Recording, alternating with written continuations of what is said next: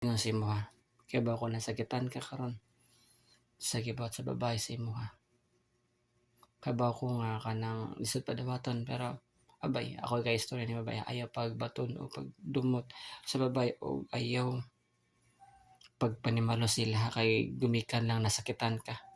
Dili tanan babae nga kaya kang pasakitan na binuangan og wala lang jud ka katumong sa babae nga para gyud sa imuha.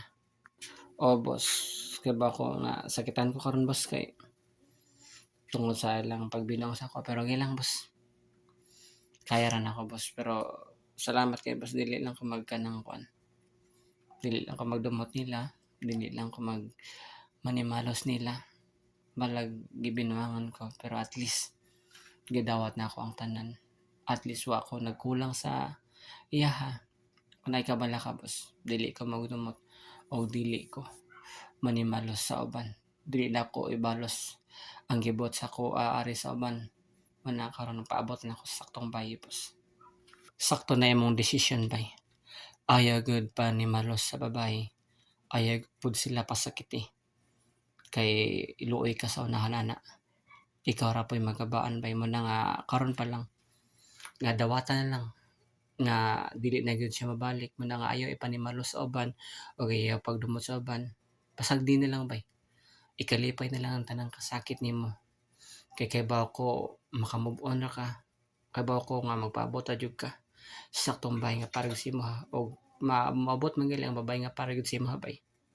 Ayaw na gyud sayangi. Og busalig ka sa babae nga para gyud sa imuha. Muna nga ako ka-advice nimo ayaw gyud pasakiti, ayaw gyud panimalos kay gabaan tawag manimalos ta sa ubang babae man na karon.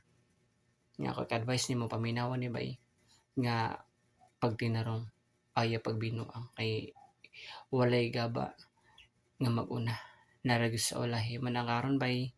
I hope nga nalinawan ka na kay ayaw pagpasakit sa babae, ayaw panimalos. Muna nga dawatan lang bay ug malipay lang ka. Kay kabaw ko na pay babae nga maabot sa imuha. Boss ay kabala ka boss.